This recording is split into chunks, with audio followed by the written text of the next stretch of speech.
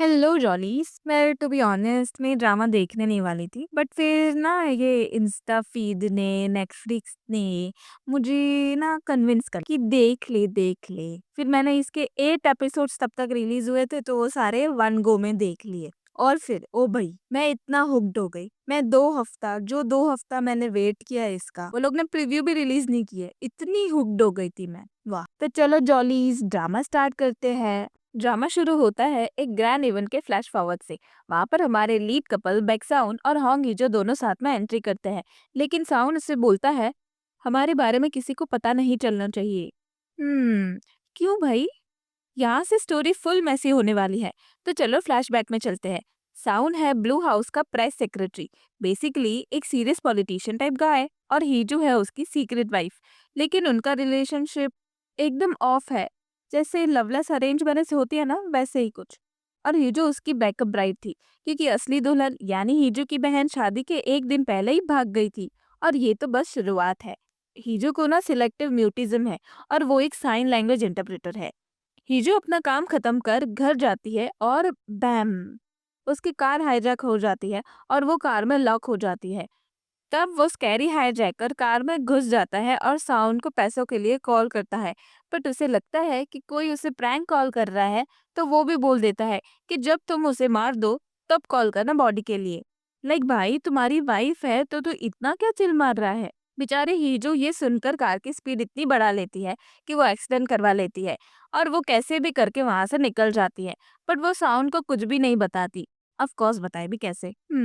Meanwhile sound protective mode में आ जाता है। इसकी वजह से साउंड हीजो को एक इवेंट में लेके जाता है एज ए इंटरप्रेटर, ताकि वो उस पर नजर रख सके। तब आता है किडनैपर का कॉल। वो उसे बोलता है कि मुझे हीजू और उसकी बहन के बारे में सब पता है। तो अब तुम्हारे पास दो ऑप्शन है, या तो तुम उसे डिवोर्स दे दो, या तो 2 मिलियन वॉन। और अब होता है सबसे बड़ा ट्विस्ट, क्योंकि वो किडनैपर कोई और नहीं, हीजू खुद है। कार क्रैश के टाइम वो किडनैपर बेहोश हो जाता है, तब हीजू उसका फोन ले लेती है। वो अपना फायदे के लिए साउंड को किडनैपर बन के कॉल करती है, ताकि साउंड उसे डिवोर्स दे दे। Smart Heeju. बट जब साउंड को पता चलता है कि वो कोई प्रैंक कॉल नहीं था, तब वो सीरियसली उस किडनैपर को पकड़ने में लग जाता है। और दूसरी ओर हीजो की सेफ्टी के लिए वो उसके साथ बॉडीगार्ड रखवा देता है। हीजो अपने काम से बाहर जाती है, और वहाँ पे उसका कॉलेज फ्रेंड सांगू उसे मिल जाता है। उसके बॉडीगार्ड साउंड को उसकी फोटो भेजते हैं, तब वो देखकर साउंड जेलस फील करता है। रात के 11 बजते ही किडनैपर उसे कॉल करता है। ये टाइम हीजो उसके लेग्स के फोटोज भेजती है। उसके लेग्स पे एक मोल होता है। तब साउंड फोटो देखकर उसे कहता है ऐसे फेक फोटोज मत भेजो। हीजो गुस्से से कहती है तुम्हारी वाइफ के पैर है, तुम वो भी नहीं पहचानते? साउंड को गुस्सा आता है बहुत ही ज्यादा। तब वो हीजो के रूम में जाता भी है, वो मोल चेक करने के लिए, मगर वो वहां से ऐसे ही चला जाता है। नेक्स्ट मॉर्निंग साउंड हीजो के लिए ब्रेकफास्ट प्रिपेयर करता है, जो कि हीजो के लिए भी वियर्ड था, क्योंकि उसने ऐसा कुछ कभी भी नहीं किया होता है हीजो के लिए। साउंड उसे कहता है कि मैं तुम्हारे लिए नया गार्ड अपॉइंट करता हूँ, क्योंकि मैंने सुना वो लोग ने तुम्हें कल खो दिया था। तब हीजो कहती है मैं वहाँ अपने कॉलेज फ्रेंड से मिली थी। साउंड कहता है कि क्या तुम क्लोज हो और क्या तुम उस पर ट्रस्ट कर सकती हो? तब हीजो कहती है कि वो बहुत अच्छा है। साउंड थोड़ा जेलस हो जाता है। यहाँ से जेलसी और मिसअंडरस्टैंडिंग का सिलसिला शुरू होता है। साउंड को लगता है कि हीजो का कॉलेज फ्रेंड सांगू उसका लवर है, और उनका अफेयर चल रहा है। मीनवाइल साउंड के ऑफिस में बॉम्ब ब्लास्ट होता है, और मीडिया में हीजो के किडनैपर कॉल के रिकॉर्ड वायरल हो जाते हैं। तो साउंड ये जानना चाह रहा है कि क्या किडनैपर सच में हीजो को इतने अच्छे से जानता है। तो वो हीजो का पैर वाला मोड़ चेक करने लगता है, बट हीजू को अनकंफर्टेबल देखकर वो पीछे हट जाता है। साउंड हीजू का फोन ले जाता है चेक करने कि कहीं उसका फोन हैक तो नहीं हो गया। वो उसके फोन में सांगू और हीजू की चैट चेक करता है। तब उसे पता चलता है कि दोनों लंच के लिए कोई रेस्टोरेंट में मिलने वाले हैं। तब साउंड एक्स क्रश और न्यूज एंकर यूरी को ट्रीट के बहाने वही सेम रेस्टोरेंट में लेकर जाता है, ताकि वो सांगू और हीजू के बारे में जान सके। कोई सीबीआई ऑफिस की तरह साउंड सांगू को सवाल पे सवाल पूछता है। सीरियसली डूड, ये तो तुम कुछ ज्यादा ही कर रहे हो। हीजू साउंड को कहती है कि तुमने मेरे मैसेज पढ़े, तुम कर क्या रहे हो? तुम्हें मुझ पे शक है इसलिए तुम यहाँ पे आए हो? साउंड उसको कहता है कि हम एक दूसरे को 20 साल से जानते हैं, बट क्या तुम मेरे बारे में कुछ भी जानती हो? ये लोग दोनों 20 साल से एक दूसरे को जानते हैं, और अब लगता है कि इन्हें एक क्रैश कोर्स कर लेना चाहिए शादी में कम्युनिकेशन कैसे करे। मतलब हीजू को लगता है साउन उसे इग्नोर करता है और साउन को लगता है कि हीजो कुछ छुपा रही है उससे। वाह, ऐड कर लो टॉक्सिक फैमिली ड्रामा। साउन का डैड उसको पॉलिटिक्स में खींचना चाहता है, लेकिन बंदा बोलता है पापा मुझे नहीं बनना पीएम। ऊपर से हीजू की माँ उसको बचपन से फोर्स कर रही है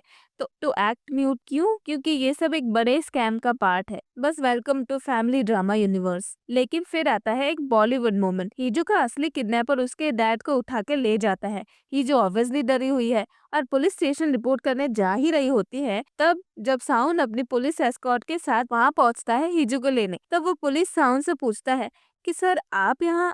तब साउन बोलता है कि ये मेरी वाइफ है। अब हीजो का कंफ्यूजन लेवल मैक्स पे है। एक तरफ साउन उसको प्रोटेक्ट करता है और दूसरी तरफ वो उस पर शक करता है। इस ट्रॉमेटिक इवेंट के बाद हीजो साउन के ऑफिस में साइन लैंग्वेज इंटरप्रेटर की पोजीशन के लिए इंटरव्यू देती है। स्किल्स का इवोल्यूशन कुछ ऐसा होता है कि उसे साउन के एक पुरानी ब्रीफिंग रिकॉर्डिंग को इंटरप्रेट करना होता है। इंटरव्यू के बीच ही साउन को रियलाइज होता है कि हीजो ने ये वीडियो पहले से ही मेमोराइज कर ली है। जब वो उससे पूछता है तो वो एक्सेप्ट करती है कि उसने साउंड की सारी ब्रीफिंग के साथ प्रैक्टिस की है। उसने उनके स्पीच पैटर्न्स और मैनरिज्म इतने क्लोजली स्टडी किए हैं कि वो पहले ही गैस कर लेती है कि वो आगे क्या बोलने वाला है। साउंड हीजो से इम्प्रेस हो जाता है। हीजो उसके डैड को मिलने हॉस्पिटल जाती है जहाँ साउंड ने उन्हें शिफ्ट किया होता है। हीजो अब ज्यादा कंफ्यूज हो रही है साउंड के बिहेवियर को लेकर, क्योंकि जब वो पुलिस वाले इंसिडेंट से घर जाता है तब वो और साउंड फैमिली डिनर पर जाते हैं। तब कुछ आर्गुमेंट की वजह से साउंड के डैड हीजो पर ग्लास थ्रो करते हैं और तब साउंड उसे बचाता है। फिर वो हीजो के डैड को दूसरी हॉस्पिटल में शिफ्ट करता है और उनके लिए गिफ्ट भी लेकर आता है। अब इतना काफी नहीं था हीजो के लिए कि उसकी सिस्टर इना भी कोरिया वापस आ गई होती है। इना ने अभी तक कुछ किया तो नहीं है, पर उसकी सिर्फ प्रेजेंस ही हीजो को अनकंफर्टेबल फील करवा देती है। एक बड़े फैमिली इवेंट का मतलब है उसकी माँ के क्रिटिसिज्म और स्ट्रेंजर्स की गॉसिप सहना। फिर भी कोई नोटिस नहीं करता जब हीजू अपना शैंपेन लेकर रूफटॉप पर फ्रेश एयर लेने चली जाती है और किडनैपर के फोन से साउंड को कॉल करती है। इस बार वो अपने बारे में कहती है जैसे वो कितनी क्लमजी है, उसे कुछ काम अच्छे से नहीं होता। वो साउंड से कहती है कि वो इना जैसी बिल्कुल नहीं है, इसलिए वो उसे शायद पसंद नहीं करता होगा। तब साउंड उसे कहता है कि हीजू सबसे स्ट्रॉन्ग और स्मार्ट है, उसके जैसा और कोई भी नहीं है, तो मेरी वाइफ के बारे में ऐसा बोलना बंद करो। हीजू कहती है तो तुम क्यों उसके साथ ऐसे बिहेव करती हो जैसे वो तुम्हारी लाइफ में एग्जिस्ट ही नहीं करती। उतने में साउंड रूफ टॉप पर आता है और हीजू को देखकर शॉक हो जाता है। हीजू के डर वाले इंसिडेंट के बाद जब साउंड पुलिस स्टेशन रिपोर्ट के लिए जाता है तब बातों बातों में वो ऑफिसर उन्हें बताता है कि आपकी वाइफ डर के मारे चिल्ला रही थी। तब साउंड ये सुनकर शॉक होता है और वो उसको फुटेज दिखाने की रिक्वेस्ट करता है। जब वो फुटेज देखता है उसे पता चलता है कि हीजो बोल सकती है। अब ये तो उसे पता चला कि हीजो बोल सकती है, पर उसका म्यूट रहने का रीजन उसे नहीं पता है। प्रेजेंट टाइम में साउंड को देखकर हीजो वो किडनैपर वाला फोन छुपाती है। साउंड हीजो से बहुत ज्यादा रिस्पॉन्ड था क्योंकि उसने 20 साल तक ये बात उससे छुपाई थी। फ्लैशबैक में हम देखते हैं कि इना, हीजो और उसके भाई का एक बहुत बुरा एक्सीडेंट हुआ था जिसकी वजह से इना और हिजू का भाई तो वहीं पे ऑफ हो गया, बट इना बहरी हो गई थी। तो शायद यही रीजन हुआ रहेगा कि हिजू की मॉम ने उसे फोर्स किया म्यूट रहने के लिए इना की वजह से। बैक टू द प्रेजेंट, हिजू को साउंड के ऑफिस में एज अ ऑफिशियल इंटरप्रेटर की जॉब मिल जाती है जिसकी सेलिब्रेशन वो अपने टीम के साथ कर रही होती है। वो ये गुड न्यूज साउंड के साथ शेयर करना चाहती है, बट एक्सीडेंटली वो उसे हार्ट इमोजी सेंड कर देती है। मैसेज देखकर साउंड थोड़ा कंफ्यूज हो जाता है, बट फिर वो उसे कॉन्ग्रेचुलेशन करता है और वो अपने कलीग से पूछता है कि किसी को न्यू जॉब मिली हो तो उसे गिफ्ट में क्या देना चाहिए। तब दोजे सूट गिफ्ट करने का सजेस्ट करता है। तब साउंड हीजो को बुटीक में मिलने के लिए मैसेज करता है। सरप्राइजिंगली जो बुटीक में हीजो जाती है साउंड के साथ इना भी वहीं होती है। दोनों सूट खरीद कर जा रहे होते हैं। तब साउंड को एक ड्रेस पसंद आती है, वो हिजू को ट्राई करने के लिए कहता है। उतने में दोजे का कॉल आता है और वो कहता है कि जो किडनैपर है उसका हमने वॉइस एनालाइज किया और हमें पता चला कि ये कोई फीमेल वॉइस है। फिर दोनों डिनर के लिए जाते हैं। तब सांगू का कॉन्ग्रेचुलेशन वाला मैसेज आता है। साउंड वियर्डली वो मैसेजेस को देख रहा होता है। सांगू हिजू को वाइन के लिए इनवाइट करता है, बट हिजू उसे मना करने ही वाली होती है कि साउंड उसे कहता है कि तुम्हें जाना चाहिए बट मेरे साथ। सब ड्रिंक्स एंजॉय कर रहे होते हैं, पर सांगू और साउंड के बीच में कुछ ठीक नहीं होता। सांगू साउंड को कहता है कि तुम मेरे बारे में इतने क्वायरी क्यों कर रहे हो और तुम्हें इतना क्यों इंटरेस्ट है मेरे में। दोनों के बीच वाला वो माहौल देखकर हिजो दोनों को इंटरप्ट करती है और ज्यादा टेंशन तो तब होता है जब सांगू हिजो को कहता है कि मुझे पता है तुम्हें न्यूज एंकर बनना था, तो तुम इंटरप्रेटर की जॉब क्यों कर रही हो? जेलस साउन सांबू से कहता है, अब वो इंटरप्रेटर की जॉब कर रही है तो तुम्हें क्या प्रॉब्लम है और तुम अभी ये सब बात क्यों कर रहे हो? दोनों के बीच का गर्म माहौल देखकर परेशान होकर हिजू वहाँ से निकल जाती है। नेक्स्ट सीन में हम देखते हैं कि हिजू अपने न्यू ऑफिस ज्वाइन करती है और वो साउन को साइन लैंग्वेज सिखाती है ताकि दोनों के बीच में अच्छे से कम्युनिकेशन हो सके। न्यू ज्वाइनीज के लिए एक डिनर पार्टी होती है जिसमें नॉर्मली साउंड नहीं जाता, वह ये पार्टी हिजू के लिए ज्वाइन करता है। हाँ ऑफ कोर्स दोनों के बीच सब नॉर्मल हो रहा होता है कि कुछ होना तो जरूरी है। दोजे साउंड को बाहर बुलाता है, एक कॉल रिकॉर्डिंग सुनाता है जिसमें वो किडनैपर यानी हीजो का वॉइस प्रॉपर सुनाई देता है। साउंड वो वॉइस सुनकर पहचान जाता है कि ये वॉइस हीजो की ही है। नेक्स्ट डे हीजो इना से मिलती है। इना उसे कहती है कि मेरी सर्जरी सक्सेसफुल हो गई है, अब मैं सुन सकती हूँ, तो तुम भी बोलना स्टार्ट करो। इना बुरी नहीं है, अच्छी है, बट उसकी वजह से हीजू को 20 साल तक म्यूट रहना पड़ा, इसलिए हीजू उससे बात नहीं करना चाहती। So now it's time for a call. Heeju kidnapper के फोन से साउंड को कॉल करती है। बोल दोनों आपस में एक डील करते हैं, एक टाइम पे एक सवाल पूछा जाएगा और दोनों की टर्न होगी और झूठ बोलना बिल्कुल भी अलाउड नहीं है। दोनों अग्री करते हैं। हीजू कंफर्म करती है कि साउन ने इना के साथ डील की थी उसे शादी करने के लिए, और फिर साउन अपने दिल की बात समझाता है और वो बताता है कि उसे हीजू तब से पसंद थी जब वो बच्चे थे। रात को उसे साइन लैंग्वेज प्रैक्टिस करते देखना उसके नाइटमेयर पैनिक अटैक को शांत करता था। उसे हीजू से शादी इसलिए की ताकि वो उसे उसके स्टेप फादर के घर के जेल से फ्री कर सके, लेकिन अब उसे रियलाइज होता है कि वो खुद ही हीजू के लिए जेल बन गया है। साउंड सोचता था कि हीजू उसे बिल्कुल पसंद नहीं करती, इसलिए वो हमेशा उसे फ्री करने का प्लान बनाता रहा। इसी वजह से उसने कभी भी अपने इमोशन से अफेक्शन दिखाने की कोशिश नहीं की। अब वो हीजू से सीधा बोलता है, अगर वो अब भी डिवोर्स चाहती है तो वो मान लेगा, लेकिन अगर वो चाहती है कि वो एक प्रॉपर हस्बैंड की तरह बिहेव करे और अपनी तरफ से एफर्ट्स करे तो वो अपनी पूरी कोशिश करेगा। ये सुनकर हीजू इतनी घबरा जाती है कि वो फोन कट कर देती है। Now it's time for a trip. Sound full efforts डालता है हीजू को वो अटेंशन अफेक्शन देने के लिए जो वो चाहती है। ये देखना काफी स्वीट है कि वो ट्राई कर रहा है, लेकिन अब उनके कोवर्कर्स थोड़ा कंफ्यूज हो गए हैं। एक तरफ ये बंदा फेमसली मैरिड है और दूसरी तरफ उनको लगता है कि वो और हीजू के बीच में जो केमिस्ट्री दिख रही है वो नॉर्मल नहीं लग रही, लेकिन एक बार फिर से बसर हो जाती है। ग्रुप एक लुकआउट पॉइंट तक हाइक करता है और तब साउंड फैंस के बीच में घिर जाता है। कोई नोटिस नहीं करता कि हीजू धीरे धीरे एज की तरफ जा रही है जब तक वो क्लिफ के नीचे गिर नहीं जाती। इस पॉइंट पर मुझे लगा कि शायद ये फेक आउट होगा, पर नहीं, वो सच में नीचे इंजर्ड पड़ी है। और हाँ, वो गिरी नहीं थी, उसे किसी ने धक्का दिया। मैं अभी किसी का नाम तो नहीं लूंगी, लेकिन ये कितना कन्वीनियंट है कि दोजे वहीं आसपास था, उसी कलर की स्लीव्स पहने हुए जो उसके अटैकर के थे। कंफ्यूजिंग ना, बहुत। एनीवे, ये जो बेहोश होती है बस साउंड इसे कैसे भी करके बचा देता है। जब वो होश में आती है साउंड हॉस्पिटल वार्ड में उसी के पास होता है। ये जो कि एक हल्के से वर्बल डोंट गो के बाद वो पूरा पिघल जाता है और वो प्रॉमिस करता है कि वो उसके साथ ही, वो उसके पास ही रहेगा। साउंड अब फुल केयर टेकर मोड में आ जाता है। वो हीजो को एक फैमिली मेंबर जैसा ख्याल रखता है। हीजो उसे सच बताने की ट्राई करती है बट साउंड इसे जेंटली डिसमिस कर देता है। क्योंकि साउंड को भी हीजो के किडनैपर वाले कॉल पसंद आने लगे थे, क्योंकि यहीं पे दोनों ऑनेस्टली एक दूसरे से अपनी बात कर पाते थे। ये रात के यूजुअल टाइम पर वो बाहर जाता है। ये जो उसे किडनैपर वाले फोन से कॉल करती है। फिर साउंड इससे फुल ऑन फ्लर्ट करता है और किडनैपर से रिक्वेस्ट करता है कि वो एक्चुअल किडनैपर को पकड़ने में उसे हेल्प करे जिसने हीजू को धक्का दिया था। हीजू के डिस्क्रिप्शन के बेसिस पर साउंड एक स्केच मीडिया में रिलीज करता है। वो ये भी अनाउंस करता है कि अटैक का असली टारगेट वो था और कल्प्रिट उसे ब्लैकमेल कर रहा है। इस अनाउंसमेंट के बाद लोगों के गॉसिप सेशंस शुरू हो जाते हैं, पर उसे कोई फर्क नहीं पड़ता जब तक हीजो स्पॉटलाइट से दूर है। लेकिन हीजो साउंड को ये सब प्रेशर अकेले हैंडल करते देख नहीं पाती और डिसाइड करती है कि सच सामने लाना बहुत जरूरी है। वो बाहर जाकर साउंड को किडनैपर वाले फोन से कॉल करती है और उसे कहती है कि तुम मुझे कब पकड़ोगे, क्योंकि इम्पोर्टेंट एविडेंस, ये फोन मेरे पास है। तब साउंड इसे कहता है कि तो उसके लिए तुम्हें मिलना पड़ेगा, तो क्या तुम रेडी हो? तब वो अग्री करती है। हीजो बहुत डरी हुई होती है कि अगर साउंड को पता चलेगा कि वो मैं ही थी तो उसका रिएक्शन कैसा होगा। साउंड उसे रिलैक्स फील करवाने के लिए अम्यूजमेंट पार्क में आने कहता है, पर उसे कहाँ पता था कि वो कार एक्सीडेंट के बाद हीजो को इस जगह से ट्रॉमा हो गया है। एनीवे, वो उसे फाइनली मिलता है।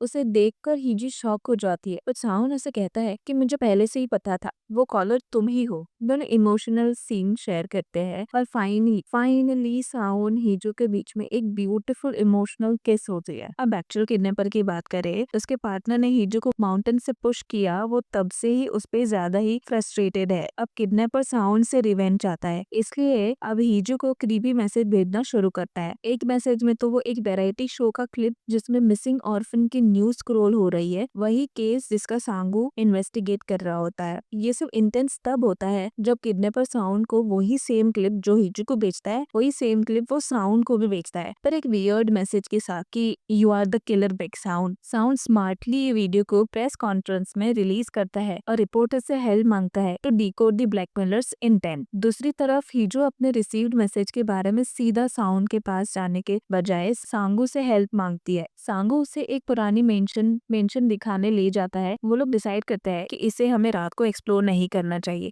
लेकिन साउंड तो मिस्टर डेयरडेविल है, तो वो ऑलरेडी उस मेंशन के अंदर घुस चुका होता है और हीजो और सांगू को एक साथ वहां से निकलते हुए देख लेता है और वो उन दोनों का पीछा करता है। और यहाँ पे सिचुएशन एकदम ऑकवर्ड हो जाती है। सांगू कैजुअली एडमिट करता है कि उसे ऑलरेडी पता है कि हीजो बोल सकती है, पर वो ये नहीं बताता कि उसे कैसे पता था या उसने कभी कुछ बोला क्यों नहीं। बट फिर साउंड हीजो को वहां से लेकर जाता है। फाइनली जब हीजो और साउंड अकेले होते हैं, हीजो अपने फीलिंग्स एक्सप्रेस करती है। उसे डर था कि अगर इसका सीक्रेट सामने आएगा तो साउंड भी उसे वैसे ही दूर भागी जैसी वो खुद भागना चाह रही थी। बस वो चाहती है कि साउंड अपने सारे सीक्रेट उसके साथ शेयर करे ताकि वो उसे एक्सेप्ट कर सके, जैसे साउंड ने उसे एक्सेप्ट किया था। साउंड अभी सब कुछ रिवील नहीं करता है, पर हाँ वो उसे हिंट जरूर देता है कि वो अपना नाम और फैमिली सब कुछ छोड़ देगा, और अगर ऐसा हुआ तो बिग साउंड एक ही वर्जन दुनिया में बेचेगा जो सिर्फ और सिर्फ हीजो के लिए होगा। और अब इना अपना ड्रामा लेकर वापस आती है एक डीएनए रिपोर्ट के साथ, जो प्रूफ करता है कि साउंड उसकी फैमिली का बायोलॉजिकल बेटा नहीं है। साउंड एक स्टैंड इन है रियल बिग साउंड का, जो उसकी मॉम ने उसको बेसमेंट में लॉक कर दिया था। अब वो मर गया है या जिंदा है किसी को कुछ भी उसके बारे में पता नहीं है। जो एक्चुअल साउंड है वो साउंड के पास्ट के और भी कई राज है। एक फिश शॉप के पास एक लेक, एक हॉरिफिक ड्राउनिंग इंसिडेंट और एक अडेप्टिव ग्रैंडफादर का इन्वॉल्वमेंट। जब साउंड की ब्लैकमेल होने की खबर फैलती है तब वो फिश शॉप ओनर साउंड के ऑफिस कॉल करके सिर्फ एक मैसेज छोड़ता है कि वो आदमी जिंदा है। अब वो किसकी बात कर रहा है पता नहीं, शायद ये रियल बिग साउंड भी हो सकते हैं। साउंड सीधा उस फिश शॉप में बेहोश है और दूसरी ओर हीजो फुल टेंशन मोड में है। अब उसके पास एक बड़ी प्रॉब्लम है, अगर वो पुलिस को कॉल करेगी तो पूरा किडनैपिंग और ब्लैकमेल का राज खुल जाएगा। तो वो डिसाइड करती है कि साउंड के पेरेंट्स को कॉल करना बेटर ऑप्शन है। लेकिन साउंड के पेरेंट्स, अरे भाई उनसे तो एक्सपेक्ट करना ही गलत था, एकदम अनहेल्पफुल भाई। लेकिन एक ट्विस्ट यहाँ आता है, उनका बंदा एक सीक्रेट क्लू देता है हीजो को। बच्चा साउंड को हीट्रोक्रोमिया था, एक आंख ब्लू और दूसरी ब्राउन, और ये वही चीज है जो उनके किडनैपर के साथ मैच करती है। अब हीरोइक एंट्री होती है सांगो की। ये बंदा मिसिंग ऑर्फन का केस फॉलो करते करते फिश शॉप तक पहुंच जाता है। वो साउंड और जिनसोक दोनों को फ्लेम से निकाल लेता है। इस बीच हीजो बार बार साउंड को फोन कॉल कर रही होती है और फाइनली सांगो पिक करता है और वो उसे इन्फॉर्म करता है। हॉस्पिटल में सांगो को साउंड की हीजो के लिए प्रोटेक्टिव वाइब्स क्लियरली दिखती है। साउंड हीजो को अपना ओनली फैमिली एंड गार्डियन बुलाता है और सांगो का डाउट क्लियर होता है और उसे पता चलता है कि हीजो ही साउंड की वाइफ है। साउंड अपनी मिसअंडरस्टैंडिंग के लिए सांगो से माफी मांगता है। अब हीजो की बारी है साउंड को हेल्प करने की, और ये काम वो बहुत सीरियसली करती है। इतना सीरियसली कि उसका प्लान है कि किडनैपर का फोन और इनडायरेक्टली अपने आप का पुलिस के हवाले कर देना। लेकिन ट्रैकर की हेल्प से साउंड को पता चलता है हीजो की लोकेशन का, तो बस वो भी वही पुलिस स्टेशन पहुंच जाता है उसे रोकने के लिए, और वो उसे समझाता है। जिनसोक जब होश में आया तो उसने साउंड के साथ एक हार्ट टू हार्ट टॉक की। अब सुनो ये कांड। जिनसोक ने साउंड को रेज किया था चेयरमैन बेक के ऑर्डर के अंडर, पर साथ ही उसने चेयरमैन के लिए बॉडीज डिस्पोज करने का काम भी किया। क्यों? क्योंकि असली बिग साउंड एकदम साइको निकला, पहले एनिमल मार रहा था और फिर दूसरे किड्स को। तो चेयरमैन बेक ने अपने रियल ग्रैंडसन को लेक में डुबाया और हमारे साउंड को रिप्लेस बना दिया। लेकिन असली बिग साउंड एक्चुअली तब जिंदा था जब जिनसोक उसका बॉडी डिस्पोज करने गया और जिनसोक उसे मार नहीं पाया, जो अब उसे बहुत रिग्रेट होता है। पर स्टोरी यहाँ खत्म नहीं होती। अब हमें पता चलता है कि साउंड एक्चुअल चेयरमैन का ही बेटा है, और इसका मतलब ये है कि वो अपने करंट अडॉप्टिव फादर का हाफ ब्रदर है। कट साउंड और हीजो, ये दोनों एक ग्रैंड स्टेज पर खड़े हैं। हीजो उसकी स्पीच इंटरप्रेट कर रही थी और ये दोनों के बीच में एक स्वीट मोमेंट है। लेकिन सब कुछ इतना स्मूथ तो हो नहीं सकता। क्योंकि हीजो को दोजो के साथ भेजने के बाद साउंड को एक शॉकिंग न्यूज मिलती है। एक बचपन का विक्टिम था जिसको रियल साउंड ने मार डाला था और उसका ट्विन है। जो अब पाक दोजे के नाम से जाना जाता है। सो मतलब कि दोजे मास्टरमाइंड था ऑल अलोंग। यप, वही बंदा जो हिजो को क्लिफ से धक्का दे चुका था। अब उसने ये सब रिवेंज के लिए किया क्योंकि वो अपने भाई मर्डरर को पनिश करना चाहता था। उसने जिसके साथ टीम अप किया था रिवेंज के लिए वो एक्चुअल उसका भाई नहीं, असली मर्डरर निकला। टेंशन तो तब बढ़ती है जब फाइट के बीच में दोजे एक नाइफ से स्टैब हो जाता है एक्चुअल साउंड के लिए। किडनैपर उसे मार कर वहाँ से भाग जाता है। अब अगला स्टेप किडनैपर को ढूंढना और एक हैप्पी एंडिंग का समहाउ जुगाड़ करना। सच कहूँ मुझे लगता था कि साउंड दोजे का मिसिंग ट्विन निकलेगा, मतलब ये तो होना ही चाहिए था ना। थैंकफुली दोजे स्टैबिंग के बाद भी सरवाइव कर लेता है। अब ये एपिसोड का मेरा फेवरेट पार्ट क्या था? सिंपल, हिजू और इना की अनएक्सपेक्टेड पार्टनरशिप। शुरू में इना बस हिजू को उसके टॉक्सिक मैरिज से रेस्क्यू करवाना चाह रही थी, लेकिन जब हिजू समझाती है कि वो साउंड के साथ रहना चाहती है तब दोनों मिलकर अपने फैमिली के डार्क पास्ट की सच्चाई बाहर लाते हैं। जैसे कि उनका छोटा भाई असली साउंड का फेस देख चुका था, इसलिए उसका कार एक्सीडेंट करवा दिया गया था। और एक बॉम्बशेल, साउंड ने खुद ही डीएनए रिपोर्ट भेजी थी इना को ताकि वो पीछे हट जाए और वो हिजू से शादी कर सके। जब ये हिजू को पता चलता है तो वो रिपे करती है एक रोमांटिक कैंडल लाइट इवनिंग से और लॉट्स ऑफ किसेस के साथ। सीन चेंज होता है। इना के फादर काफी चिल लग रहे होते हैं जब तक उसे पता नहीं चलता कि असली बैकग्राउंड अभी भी जिंदा है। फिर गुस्से में भाई साहब एक गन लेकर चेयरमैन बेग के मेमोरियल सर्विस पे जाता है और अगर वो एक्सप्लोजन ना होता ना तो शायद वो गन यूज भी कर लेता। साउंड वहाँ आता है और देखता है कि पूरी जगह फ्लेम्स में है और ये जो मिसिंग है। तब उसको किडनैपर का कॉल आता है। अब किडनैपर उसे कहता है कि तुम्हारी वजह से मुझे बहुत सफर करना पड़ा है तो अब मैं रिवेंज लूंगा। तब साउंड हिजो से कहता है कि तुम टेंशन मत लो, मैं आ रहा हूँ। तब हिजो एकदम फिल्मी मूव करते हुए साउंड को आई लव यू बोलती है और कार क्रैश करवा देती है सीधा क्लिप के नीचे किबर में। नेक्स्ट सीन में साउंड प्रेस कॉन्फ्रेंस करता है। वो कन्फेस करता है कि मैं असली बेक साउंड नहीं हूँ, लेकिन जिस किडनैप्ड औरत की बात हो रही है वो मेरी वाइफ है। और वो प्रेस कॉन्फ्रेंस में अपनी वाइफ की डिटेल्स रिलीज करता है ताकि वो उसको ढूंढ सके। तो साउंड अब रिफ्लेक्ट कर रहा है अपनी पूरी लाइफ से, मतलब अब रिग्रेट हो रहा है कि शायद अगर पहले 3 साल अपनी शादी में वो इतना कोल्ड ना होता तो शायद सिचुएशन कुछ अलग होती, लेकिन अब क्या ही कर सकते हो। अब साउंड को पता है कि उसकी अडॉप्टिव मॉम को सब पता है, बट एविडेंस एकदम जीरो। बट सरप्राइज, साउंड के पास एक हिडन ट्रम्प कार्ड है, एक फुटेज जिसमें उसकी मॉम उसके डैड को मार रही है, मतलब प्लॉट ट्विस्ट का बाप। फुटेज आउट होती है, पुलिस अरेस्ट करती है और बस खत्म। लेकिन वेट, और ड्रामा बाकी है। पुलिस को एक अंडरग्राउंड स्टोरेज चैम्बर मिलता है जहाँ हिजो और उसका किडनैपर लॉक्ड है। टर्न्स आउट कार क्रैश तो हुई थी लेकिन वो पूरा क्लिप के नीचे नहीं गिरा, मतलब दोनों अनकॉन्शियस थे बट जिंदा है। अब ये बंदा जो पहले हिंजे को मारने के लिए था सडन ये प्लॉट ट्विस्ट करता है और उसे एस्केप करने में हेल्प करता है। पर ये kidnapper full psycho mode on gun लेके जंगल में हिजू का पीछा कर रहा है, मतलब ये बंदा कभी छोड़ता ही नहीं। जंगल चेस के बीच हिजू एक ड्रामेटिक मूव मारते हुए कार के सामने आ जाती है और लकीली ड्राइवर और कोई नहीं साउंड होता है। दोनों को रियूनियन सीन दिखाई देता है, पूरा बॉलीवुड स्टाइल, टीयर्स, इमोशन और सब कुछ। ऑफ कोर्स ड्रामा अभी खत्म नहीं हुआ। किडनैपर रोड में खड़ा हो जाता है और साउंड को चैलेंज करता है और साउंड, अरे भाई स्मार्ट ऑप्शन, गाड़ी चला दो उस पे, इग्नोर करता, पर नहीं, हीरो मोमेंट के लिए उतर जाता है। किडनैपर उसको कुछ कहता है और सडनली साउंड का एक्सप्रेशन फुल गिल्ट मोड में चला जाता है। फिर एक गन शॉट सुनाई देता है और ये पूरा सीन फेक आउट बन जाता है, मतलब हिजू को पता चलता है कि साउंड गया। लेकिन ट्विस्ट ये है कि पुलिस ने किडनैपर को मारा, लेकिन अभी भी हम सच में कंफर्म नहीं कर सकते कि साउंड जिंदा है या नहीं। सो जब कुछ काम नहीं करता तो हिजू को गो टू प्लान क्या है? ऑफ कोर्स गेट किडनैप्ड, इस बार एक वॉर जोन में, और ऑफ कोर्स साउंड रेस्क्यू करने आ जाता है। रियूनियन होता है और साउंड फाइनली कन्फेस करता है कि उसके डैड ने हिजू का फैमिली एक्सीडेंट करवाया था, इसी गिल्ट ने उसे डिसअपियर करने में मजबूर कर दिया। हिजू उसे कन्फर्म करती है कि उसके गायब होने से सबसे ज्यादा तकलीफ उसे हुई है।